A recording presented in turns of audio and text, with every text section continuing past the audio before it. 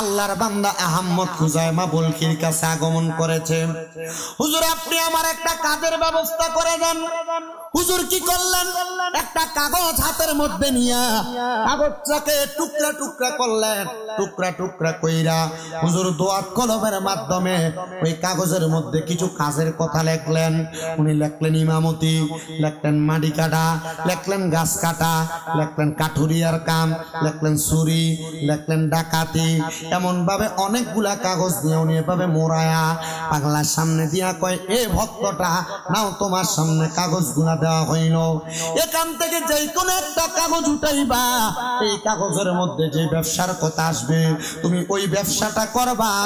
তুমি ওই ব্যবসা করলে হালাল রিজিক অর্জন করতে পারবা। ডাক দিয়া কয়, হুজুর ও হুজুর গো, আপনি যেহেতু বলছেন আমি একটা কাগজ উঠাইলাম। উনি বলেন কাগজ উঠে দেখি আমার কাগজের মধ্যে লেখা উঠছে ডাকাইতি করা।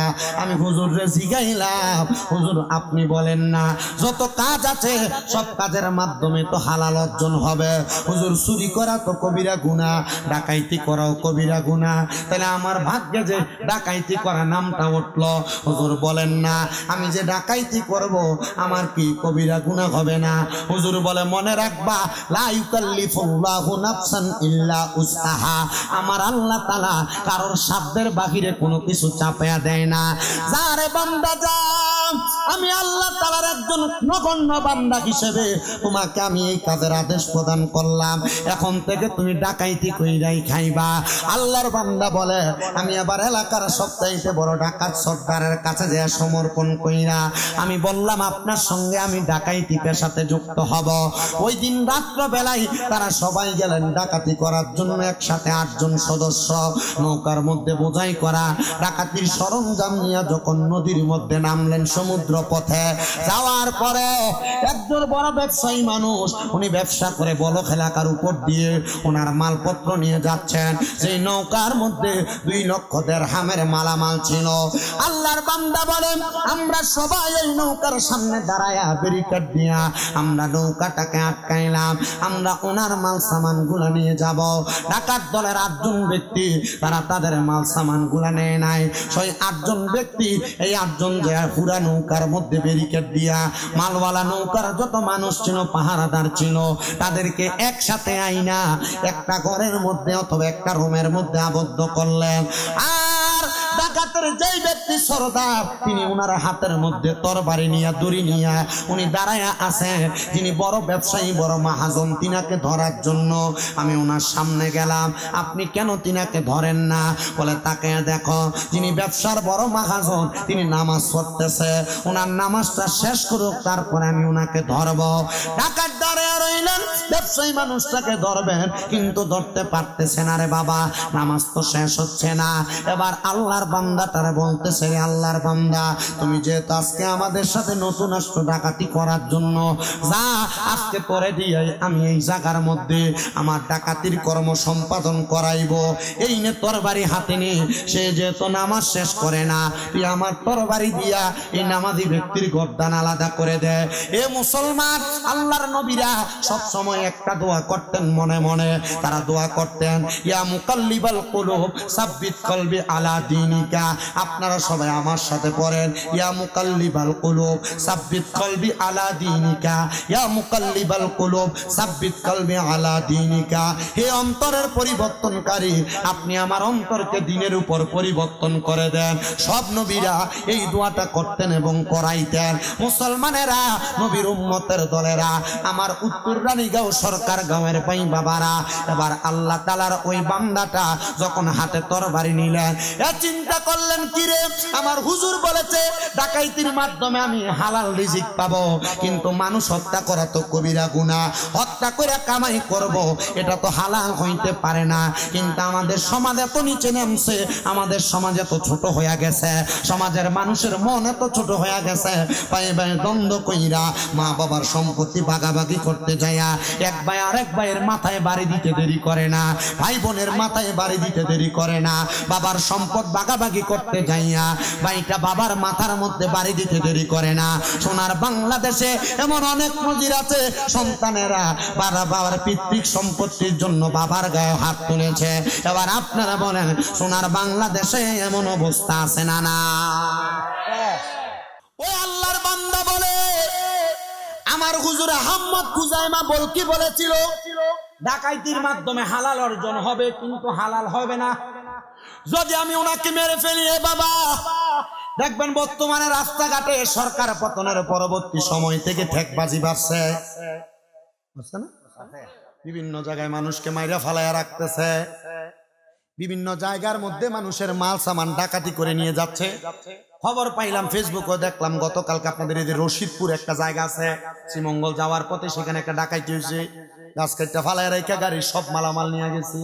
মানুষ তাদের রিজিক অর্জনের জন্য একজন আরেকজনকে আঘাত করতে দেরি করে না, মিথ্যা কথা বলে বলে ব্যবসা বাণিজ্য করে, এমন সিজার ব্যবসায়ীও বাংলাদেশে আছে।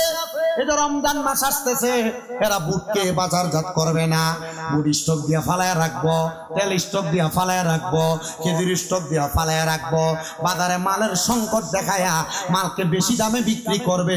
আপনারা বলেন এমন সিজার ব্যবসায়ী সোনার বাংলাদেশে আছে না? না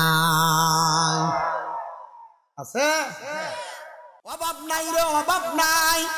এ মুসলমানেরা, আমি কেন আপনাদেরকে কথাটা বলতেছি জানেন?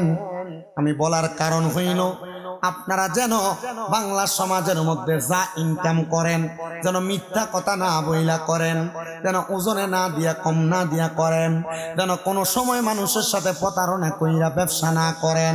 আমি এই জন্য আপনাদের কাছে আলোচনাটা এইভাবে টানলাম। আল্লাহর বান্দা বলেন, আমার মনের মধ্যে যখন এই প্রশ্নটা জাগলো, আমার বাদশা বারবার ডাকাত দলের সর্দার বলতেছে তুমি তার ঘাড়ের মধ্যে আঘাত করো, সে কেন নামাজ শেষ করে না? উনি বলে আমি ঘাড়ে আঘাত করতে লাগলাম, কিন্তু ঘাড়ে আঘাত করি, কিন্তু তার আঘাত করার কথা আমি চিন্তা করতে পারি না। হঠাৎ করে আমার মনে চিন্তা আসলো, তার মারলে আমি হালাল ইনকাম পাবো না। এবার আমি চিন্তা কইরা একজন নামাজিরে না মাইরা আমি ডাকাতের সর্দারের ঘাটটা বের একটা কোপ মারছি। ওটা মারছে কারে? যার লগে ডাকাতি করতে আসছে এরই কোপ মাইরা দিছে। আমাকে সে বলল নামাজিকে কোপ দেওয়ার জন্য, আমি তারে কোবলা দিয়া ডাকাতের গাড়ের মধ্যে কোবটা লাগাইয়া দিছি। আমি যখন তার ঘাড়ে কোপ দিছি, তার সফর সঙ্গী যে 8 জন ছিল তারা সব পালাইছে। পালানোর পরে নামাজি ব্যক্তি নামাজ শেষ করছেন। ওই নামাজি ব্যবসায়ী ব্যক্তিটা নামাজ শেষ করে আমার জড়ায় ধরে হু হু করে কান্না করে।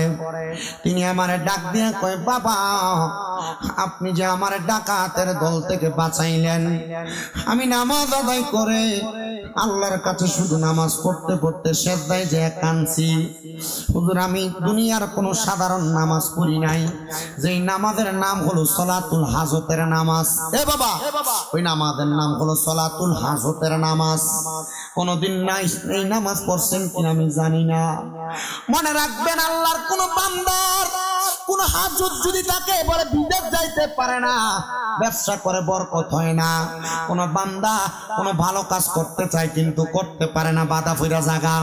মনে রাখবেন রে, পরীক্ষা দিবেন আপনার পরীক্ষার কামিয়াবির জন্য। এ পর্দার অন্তরালের মা বোনেরা, আপনার ঘর থেকে রোগ বালা মুসিবত ছাড়ে না গো মা। আমি বলবো সলাতুল হাজতের নামাজ পড়বেন। কেন গো? ওই সলাতুল হাজতের নামাজ পড়ার সিস্টেমটাও জানা লাগবো। আপনি নামাজ পড়বেন এমন ভাবে, অন্য সব নামাজ যেমন পড়েন সূরা ফাতিহার আগে সানা পয়রা আউযু বিল্লাহ বিসমিল্লাহর পড়ে সূরা ফাতিহা পয়রা প্রথম রাকাতে একটা সূরা মিলাইবেন। দ্বিতীয় রাকাত যখন পড়বেন প্রথম রাকাতে সূরা ফাতিহা পয়রা, দ্বিতীয় রাকাতে 3 বার সূরা ইখলাস, 5 বার সূরা ইখলাস, 7 বার সূরা ইখলাস, 11 বার সূরা ইখলাস, যতবার পারেন পড়বেন। পয়রা নামাজ শেষ কইরাম সাজদার মধ্যে যাইয়া আপনি আপনার অন্তরের হাজতের কথা বলবেন। আবার কোন আলেম বলেছে সুবহান রাব্বিয়াল আলা বলার পর বান্দা বাংলাতেও বান্দার মনের কথাটা সেজদায় বলতে পারবে। ও বান্দা, এই নামাজ যখন 2 রাকাত তুমি পড়বা, এই নামাজ 2 রাকাত পড়লে আল্লাহ তাআলা তোমার মনের সকল হাজত পূরণ করে দিবে। কিন্তু আমরা ফরজ নামাজই পড়ি না, আল্লাহ কেমনে আমরার হাজত পূরণ করত? আমরা নামাজ পড়ি না, আল্লাহ কেমনে আমরার বিপদ থেকে বাঁচাইতো? আমরা নামাজ পড়ি না, আল্লাহ কেমনে আমরার দুনিয়ার জমিনে অভাব দূর করত, রোগ দূর করত।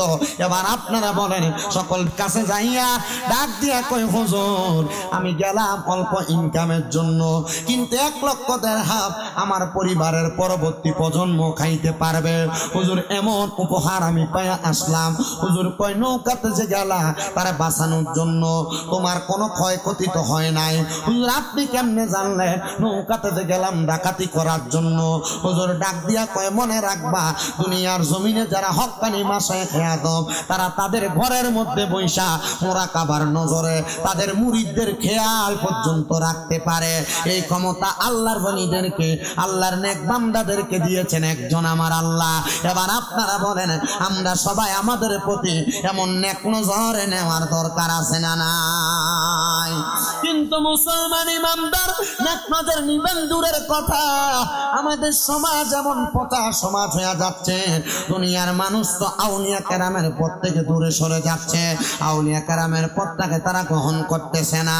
আবার এটার জন্য আমরা যদি বলি আউলিয়া কেরাম দায়ী না, এটার জন্য আমাদের সমাজ দায়ী। কারণ পেছন দিয়া নাম দেয় উরুস মুবারক, বেডিয়া না গান গাওয়ায়, বাউল গানের আসর সাজায়। আপনারা বলেন এমন বেহায়াপনা বাংলার সমাজে উরুস মুবারকের নাম দিয়া গান বাজনা সমাজে আছে না নাই? আছে, আছে। এগুলার কারণে সুন্নিদেরকে ভণ্ড বলে, এগুলার কারণে আমরা সুন্নিদের প্রতি ভণ্ডের তোহমত আছে। এগুলার কারণে সুন্নিদের দরবার ভিত্তিক এখন ক্ষমতা কমে যাচ্ছে। মানুষ যুব সমাজ আউলিয়া কারামের পথ থেকে দূরে সরে যাচ্ছে। মনে রাখবার যুবক ভাইয়েরা, মুরব্বী বাবারা, পর্দার অন্তরালের মা বোনেরা, তারা এমন উরুস মুবারকের নাম দিয়া ভিডিও দিয়া গান করায়, বাউল গানের আসর করায়। এরা আসলে সুন্নি না, এরা সুন্নিয়তের লেভেল লাগায় ভণ্ডামি করে। আরে বাবা, মদের বোতলের উপরে যদি লেখা থাকে লেভেলের মধ্যে এটা দুধ, আসলে খাইলে তো মদের স্বাদই পাওয়া যায়। যারা এমন ভণ্ডামি করে, গান বাজনা করে, নাচানাচি ফালাফালি করে, এরা আসলে মদের বোতলের উপরে দুধের লেভেল লাগাইছে। এরা কখনো সুন্নি না, এরা সুন্নিয়তের নাম দিয়া সুন্নিয়তের নাম ডুবা, এরা ভণ্ড। এদের সাথে কোনো সম্পর্ক আহলে সুন্নাত ওয়াল জামাতের নাই। কারণ আউলিয়া কেরাম আমাদেরকে এমন একটা পথ দেখাইয়া দিয়া গেছেন, যে পথের মাধ্যমে আল্লাহ তাআলা আমাদেরকে অসংখ্য পরিমাণ রহমত বরকত দান করে। এবার আপনারা বলেন, আমরা আউলিয়া কেরামের কারণে, আউলিয়া কেরামের সোহবতের মাধ্যমে আল্লাহ তাআলার অসংখ্য পরিমাণ রহমত বরকত অর্জন করতে চাই কি চাই না? সাইয়ের আওয়াজ আপনারা কারা কারা চান? 2 হাত সোজা করে আল্লাহকে দেখান, আল্লাহ কবুল করেন। জবান খুলে যায় মেম্বারকে তাকবীর দেন। নারে তাকবীর, নারে তাকবীর, নারে রিসালাত। এ দেখছেন আপনাদের আওয়াজের নমুনা? নারে রিসালাত, নারে গাউসিয়া, আহলে সুন্নাত ওয়াল জামাত। জোরে বলি মারহাবা। এখন কি এশারের পর? মারহাবা। এশারের পর আপনারা সবাই যে আইসা প্যান্ডেল পুরাইছেন, এটার জন্য আপনাদেরকে মুবারকবাদ, শুকরিয়াবাদ। ডাইকেও আনন্দ যায় না শোনা বন্ধুরা রে ওয়াজের মানে। আমি জানি কেমনে আনা লাগে, আমার কাছে সিস্টেম আছে। আল্লাহ আমাদেরকে বুঝার তৌফিক দান করুন। জোরে পড়েন আমিন। আরো মোহাব্বতের আওয়াজে কন্যা আমিন। তো মুসলমান যেই কথা বলতেছিলাম, আল্লাহর বান্দা কয় আমি আমার সব মাল সামান গুলা নিয়ে হুজুরের কাছে আসলাম। এমন টাইমে দেখলাম আমার হুজুরের কাছে ছোট্ট একটা বাচ্চা কান্না করতে করতে আইসা ডাক দিয়া কয়, হুজুর আহমদ খুজাইমা, আপনার কাছে আমার একটা আবদার গো। ও হুজুর, আমার মা জননী দুনিয়ার জমিনে বেঁচে আছে, আমার বয়স এখন 8 বছর। আমি আমার মার কাছে আমার বাবার পরিচয় জানতে চাই।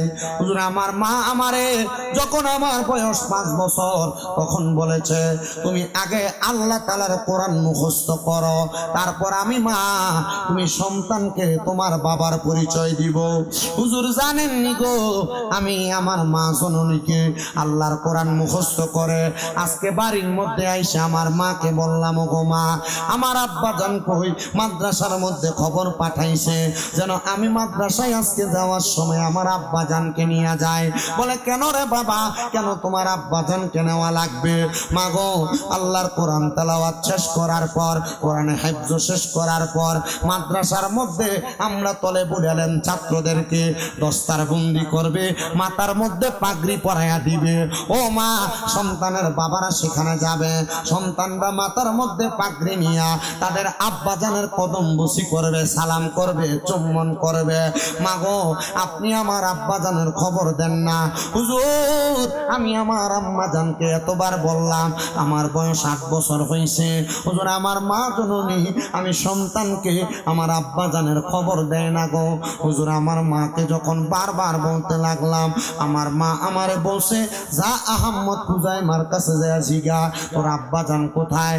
আহম্মদ খুজাইমা কয়, কিরে মহিলা আমার কাছে কেন পাঠাইলো? তার তো স্বামী ইন্তেকাল করেছে, সে কেন তার স্বামীর কথা সন্তানকে বলে না? এবার আহম্মদ খুজাইমা বলে, আমি আমার সঙ্গেই সন্তানটারে হাতের মধ্যে নিয়ে চলে গেলাম ওই মহিলার বাড়ির মধ্যে। যে ডাক দিলাম, এগো মা, আপনি আপনার সন্তানকে তার বাবার পরিচয় কেন দেন না? মহিলা কই, হুজুর, আমার সন্তানটারে আপনি এখান থেকে একটু দূরে যাইতে বলেন, আমি আপনার কাছে আমার মনের কথাটা খুলে বলি। ছেলেটা দূরে যাওয়ার পর ওই মহিলা হযরতে আহম্মদ খুজাইমার ডাক দিয়া কইয়ে, গো আহম্মদ খুজাইমা বলছি, আমার স্বামী জি ইন্তেকাল করেছে। আমি আমার সন্তানের বয়স যখন 5 হয়েছিল, আমি তারে বলছিলাম আল্লাহর কোরআন মুখস্থ করার জন্য। এ হুজুর, আমার সন্তান কোরআন মুখস্থ করেছে, আমি তারে ওয়াদা করছি কোরআন মুখস্থ করে আমার কাছে আইলে আমি তার বাবার খবর, বাবার সন্ধান দিব। ও মা, বাবার সন্ধানের খবর যেহেতু পান না, দেন না কেন গো মা? ডাক দিয়া কই, হুজুর, আমার স্বামী তো কবরে, সন্তানকে বললে সে তো বিশ্বাসও করবে না, আমি কেমনে আমার স্বামীর খবরটা আমার সন্তানকে বলবো? ডাক দিয়া কয়, মা, আপনি বলেন না কেন? বলে, হুজুর, আমার পক্ষে সম্ভব না। বলে, বলেন, সামান্য সময় যদিও কান্না করে, আমার আল্লাহ তাআলা আপনার সন্তানকে সত্য কথা বলে দেওয়ার কারণে হয়তো আপনার স্বামীর কবরের আযাব মাফ করে দিবে। কিন্তু আহম্মদ খুজাইমা বলে, মা, আপনি যে আপনার সন্তানটাকে বললেন কোরআন খতম শেষ করার পরে তারে বলবেন, কারণটা কি? বলে, আমার স্বামী যখন আমার কোনো সন্তান হয় না দীর্ঘ 6 বছর, আমার স্বামী নিয়ত করেছিল যদি আমাদের একটা সন্তান হয়, এই সন্তানটার একজন হুফাজে কোরআন, হাফেজে কোরআন বানাইব। হুজুর গো, আমার সন্তান হয়েছে, আমার স্বামী সন্তান হওয়ার আগে ইন্তেকাল করেছে। হুজুর, আমার স্বামীর ইন্তেকালের পরে সন্তান তো বাবার আদর পায় নাই, আমি আমার সন্তানকে এজন্য আগে বাবার লোকটা দেখাইয়া কোরআন শিখাইছি যেন আমার মৃত স্বামীর আত্মা শান্তি পায়। কার আত্মা শান্তি পায়? মৃত স্বামীর আত্মা শান্তি পায়। কারণ এই ছেলের বাবা যখন সন্তান 6 বছর পর্যন্ত হয় না, নিয়ত করছে, আল্লাহ আমার একটা সন্তান দিলে তার আমি কোরআনে হাফেজ বানাবো। এই সন্তান জন্মের 3 মাস আগে তার বাবা মারা গেছে। তো মহিলা চিন্তা করলেন, যদি ফুতেরে আমি 5 বছর বয়সে তোর বাবা মারা গেছে, মন ভেঙে যাবে, সন্তান কোরআন শিখতো না। তখন আমি চিন্তা করলাম, হুজুর, তার আগে কোরআনে হাফেজ বানাই, এরপরে তার বলবো তার বাবা না। মা, তুমি তোমার সন্তানকে বলো। মা জননী বলছেন, এ সন্তান, তোমার আব্বা জান দুনিয়াতে নাই, এই যে সামনে গুরুস্থান দেখো, প্রথম যে কবরটা এটাই তোমার আব্বা জানের কবর। সন্তান কয়, মা, এতদিন কেন বলেন নাই? এ বাবা, আমি চিন্তা করেছি তোমার বয়স কম, বাবা হারানো ব্যথা তুমি সন্তান সহ্য করবে কিনা। তোমার যে বাবা নাই, তোমার সামনে কোনো বাবা তাদের সন্তানকে আদর করলে তুমি সন্তানের মনে কষ্ট যাইতে পারে, এই জন্য বলি নাই। মা ডাক দিয়া কয়, সন্তান, আমি মারে ক্ষমা করবারে। সন্তান কয়, মা গো, ক্ষমার তো কিছু নাই, আপনি যেটা সত্য কথা আমি সন্তানের কাছে তা প্রকাশ করেছেন, এখন থেকে আমি আমার আব্বার জন্য দোয়া করতে পারবো। আপনি যদি 5 বছর বয়সে আমারে বলতেন, আমি তখন থেকে আমার মৃত আব্বার জন্য দোয়া করতাম। মা গো, আপনি কি জানেন না, কোন সন্তানের মা মারা যাওয়ার পরে, বাবা মারা যাওয়ার পরে, ওই সন্তান যদি রব্বির হামহুমা কামা রব্বায়ানি সগীরা ওয়া কুর রব্বির হামহুমা কামা রব্বায়ানি সগীরা বইলা তার মায়ের জন্য, বাবার জন্য চোখ চোখের মণিকোটার মধ্যে একটা মাছির মাথা পরিমাণ পানি চাইরা কান্দে। ওই পানি মাটিতে পড়ার আগে আমার আল্লাহ তাআলা তার মা বাবার জীবনের গুনাহ মাফ করে দেয়। ও আম্মু গো, আমি দোয়া করতে পারি নাই, ঠিক আছে আপনি আমারে বলছেন আমি দোয়া করব। সন্তান কান্দা বন্ধ কইরা চইলা গেছেন তার মাদ্রাসায় পাগড়ি প্রদান পাওয়ার জন্য। পাগড়িটা মাথায় লাগায়া সন্তান কান্না করতে করতে বাবার গোরস্থানের সামনে, বাবার কবরের সামনে দাঁড়ায়া সকাল থেকে সন্ধ্যা পর্যন্ত আল্লাহ তাআলার কোরআন তেলাওয়াত করছে। এ আব্বুজিরা রে, ওই সন্তান আল্লাহ তাআলার কোরআনটাকে সকাল থেকে সন্ধ্যা পর্যন্ত তেলাওয়াত কইরা সূরা ফাতিহা থেকে সূরা নাস পর্যন্ত পুরা এক খতম তেলাওয়াত সম্পূর্ণ করেছে। ওই সন্তান আল্লাহর কোরআন তেলাওয়াত কইরা আব্বার কবরের মাটিগুলোর মধ্যে হাত ধরে ধরে কান্দে, আব্বা জান আপনি যদি দুনিয়াতে থাকতেন গো, আমি তাকে দেখেছি আমার মাদ্রাসার ছাত্ররা তাদের মাথার পাগড়িটা খুইলা তাদের আব্বা জানের মাথার মধ্যে পরাইয়া দিছে।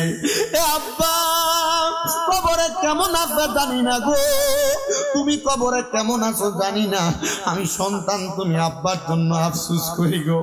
আব্বা গো, ও প্রাণের আব্বা, আপনি কবরে কেমন আছেন জানি না, আল্লাহ তাআলার কাছে ফরিয়াদ জানাই, আল্লাহ তুমি আমার আব্বা জানের কবর নাজাতের ফয়সালা করা। আশিক সুরে সুরে বলে, ভালোবাসি তোমায় বাবা বুকটা যে যায় চিরে, তোমার কথা হৃদয় মাঝে পড়ছে বারে বারে, বাবা তুমি কেমন আছো ছোট্ট মাটির ঘরে, তোমার কথা হৃদয় মাঝে পড়ছে বারে বারে, বাবা গো ও বাবা, বাবা গো ও বাবা। ওই সন্তান যখন কবরের উপরে হাত বুলিয়া বুলিয়া কান্দে, সন্তানের মা দৌড়ে হযরত আহমদ খুজাইমার কাছে গেছে, হুজুর আমার সন্তান কবরস্থানের মধ্যে কান্দে তার আব্বার জন্য, আমি মা এটা দেখে সহ্য করতে পারি না, হুজুর আমার সন্তানটারে নিয়ে আসেন না, আমি মা জননী তার একটু জড়াইয়া ধইরা রাখি। আহমদ খুজাইমা বলেন, আমি তারে নেওয়ার জন্য ওই গুরুস্থানের মধ্যে ঢুইকা তারে জড়াইয়া ধইরা আমি আমার সাথে আনলাম। সন্তান মাথার পাগড়িটা খুইলা আমি আহমদ খুজাইমার মাথার মধ্যে দিয়া দিছি। এ আব্বুজিরা রে, এ উত্তর রানী গাঁওয়ের বাবারা, এ সরকার গাঁওয়ের মুসলমান ইমানদারের দল, ওই সন্তানটা ডাক দিয়া কয়, মা আমার আব্বা জান যেহেতু দুনিয়াতে নাই, আমি আমার পাগড়িটা আমার হুজুর আহমদ খুজাইমার মাথায় পরাইয়া দিলাম।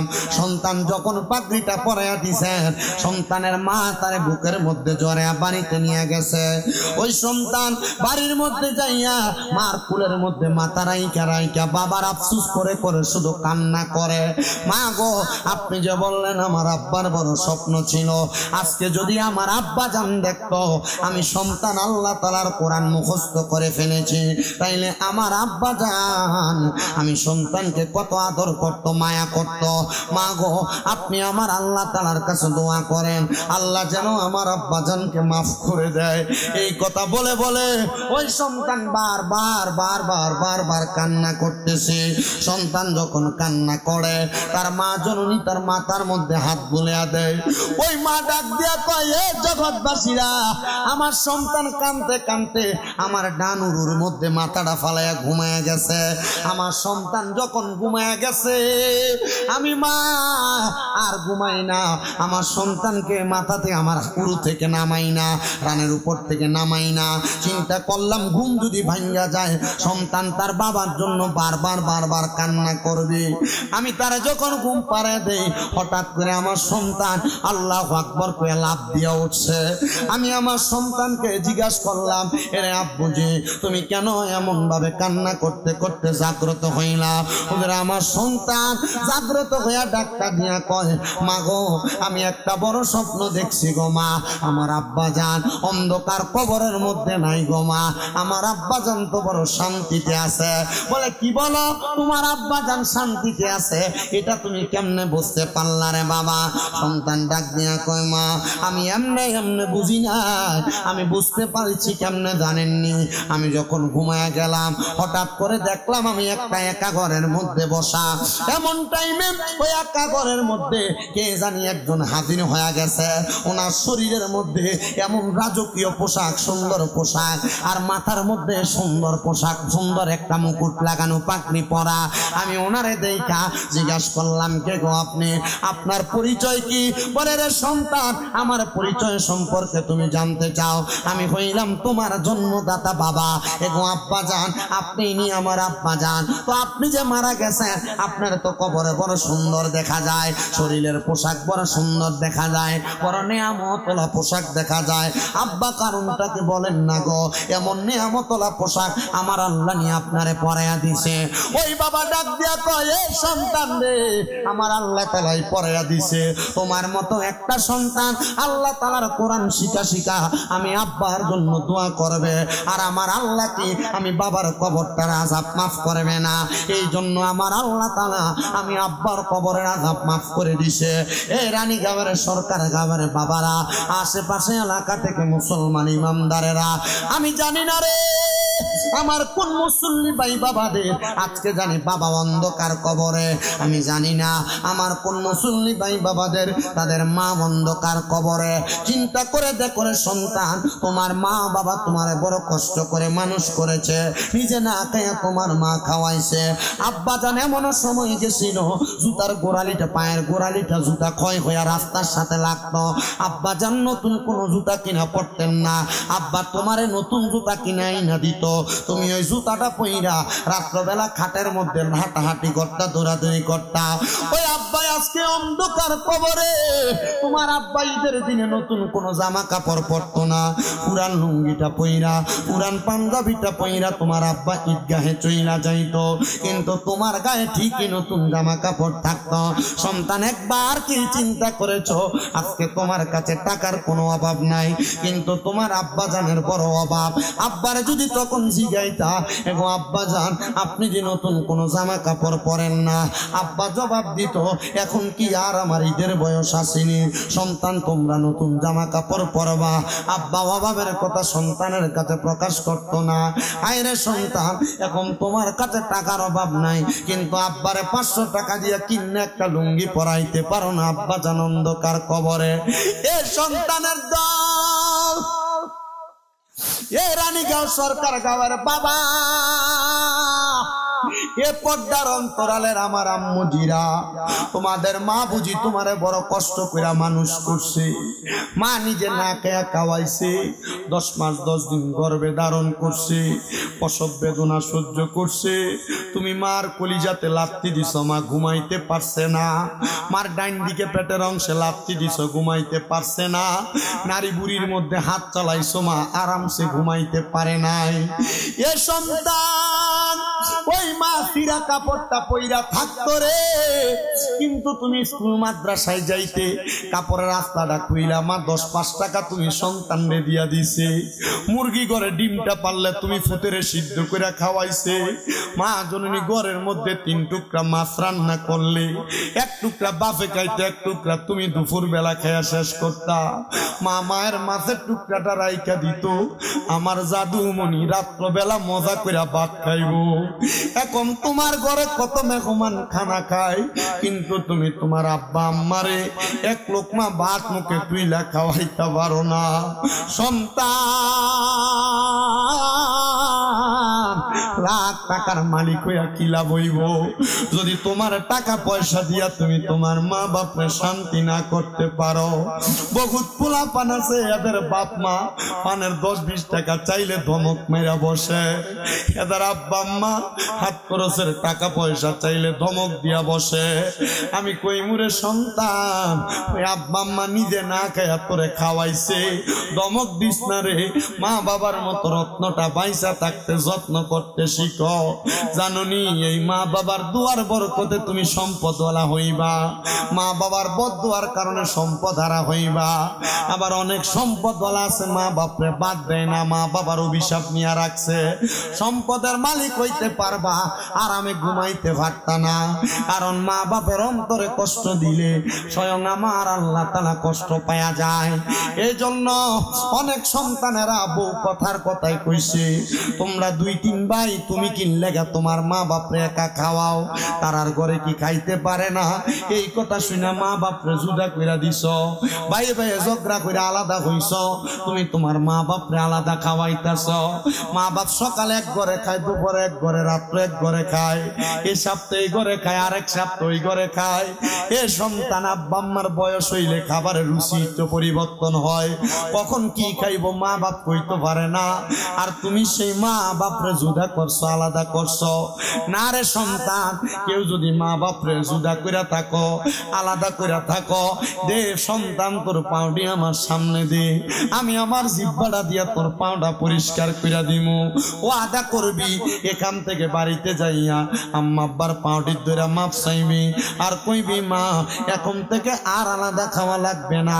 মা বাপরে এক ঘরে বয়াইবা, 2-3 ভাই, 4 ভাই, 5 ভাই যদি হও, সব ঘর থেকে তরকারি নিয়ে তারা সামনে দিবা, আপনারা যেটা মন চায় সেটা দিয়া খান। কেমনে রে তোমরা ওই মা বাপরে আলাদা কইরা দিয়া রাখছো? এমনও ঘটনা শোনা যায়, 3 ভাই ঈদের সময় একজনে কাপড় কিনা দেয়, একজনে মেক্সির কাপড় কিনা দেয়, আরেকজনে আরেকটা ব্লাউজের কাপড় কিনা দেয়। মা বাপ এমনে কেন আলাদা আলাদা খাইতো, এমনে কেমনে আলাদা আলাদা পাইতো? ওই মা বাপ দিন না কিনা না ফিরা তোমরা পড়াইছে, আর ওই সন্তানের ঘরে মা বাপের খাওয়ান হয় না, ওই সন্তানের ঘরে মা বাপের জায়গা হয় না।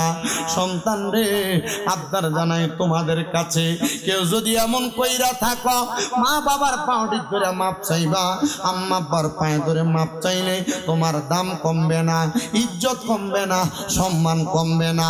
সন্তান চিন্তা করে, হুজুর মাপ চামু তো দূরের কথা, আমি তো 2 ঈদের সময় আম্মা আব্বার পায়ে ধরে সালামি করি না, আমি মাপ চামু কেমনে? আরে মাপ চাওয়া না, মাঝে মাঝে যদি সুযোগ পাও আম্মা আব্বার পাউডির মধ্যে চুমা দিবা। আম্মা আব্বার পায়ে চুমা দিলে আল্লাহর জান্নাতের চৌকাঠে চুমা দেওয়ার বরকত সওয়াব পাওয়া যায়। কিন্তু তোমরা তো এগুলা করো না।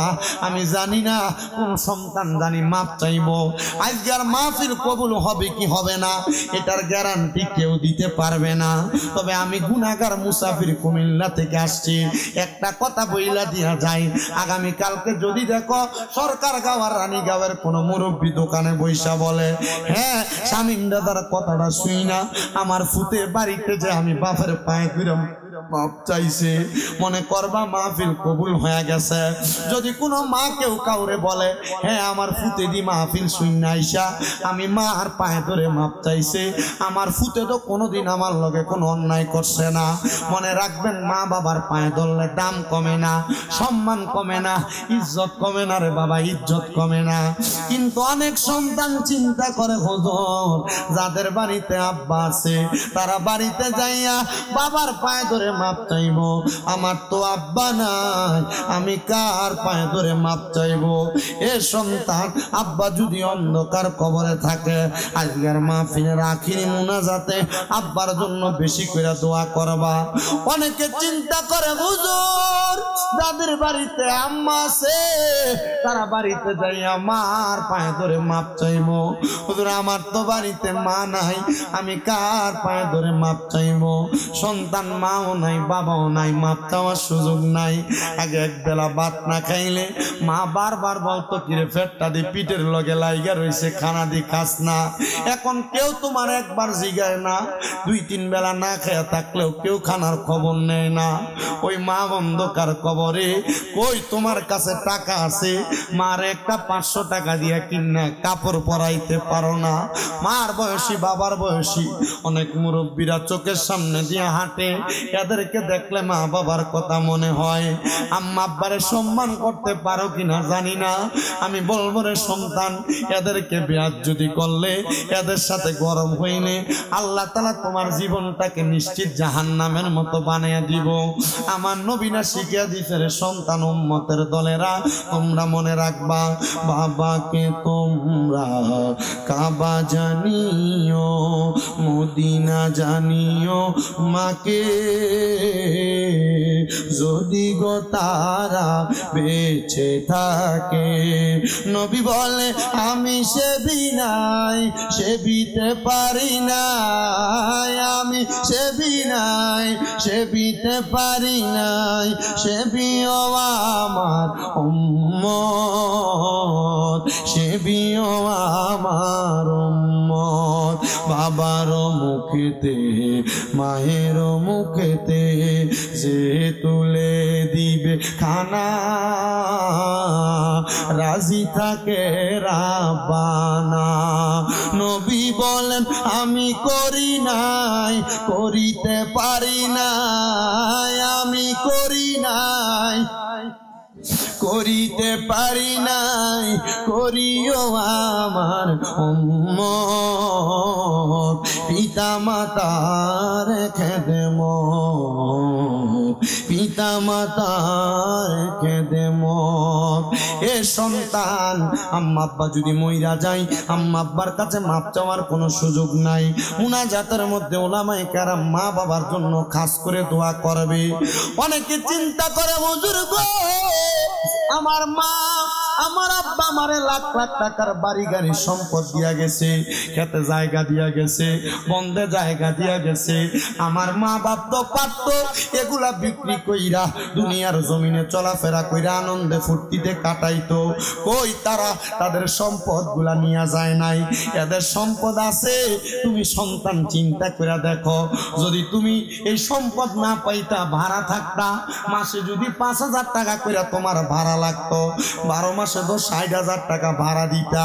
এই সন্তানের দল, আম্মা আব্বা অন্ধকার কবরে, আম্মা আব্বা যদি বাইচা থাকতো, মা বাপরে যদি তুমি ভাত খাওয়াইতা, মাসে কি তোমার 2,000 টাকা খরচ হইতো না? 12 মাসে তো তোমার 24,000 টাকা খরচ হইতো।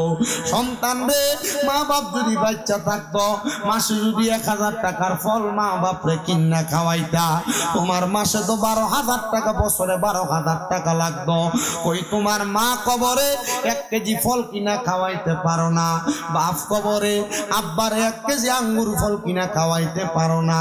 সন্তান এমন আসনি, কয়েকটা সন্তান বলে, হুজুর আমার আব্বা আম্মারে যদি খাওয়াইতাম, আমার আব্বা আম্মার পেছনে টাকাটা খরচ হইতো। আমার মারে ভালোবাসা, আমার বাবারে ভালোবাসা। এই উত্তর রানীগাঁও সরকারগাঁও নূরে মদিনা কেন্দ্রীয় জামে মসজিদের মাহফিলে এই মসজিদের জন্য আমি সন্তান 10,000 টাকা দান করব। আমি সন্তান আমার আম্মা আব্বারে মোহাব্বত কইরা 20,000 টাকা দান করব। আছেন নাকি একটা সন্তান হাত বাড়াইবেন, ওদের আমি 20,000 টাকা আমার মারে মোহাব্বত কইরা দিব। বারবার বলি, মা বাপ বাচ্চা থাকলে 1 মাসে মা বাবার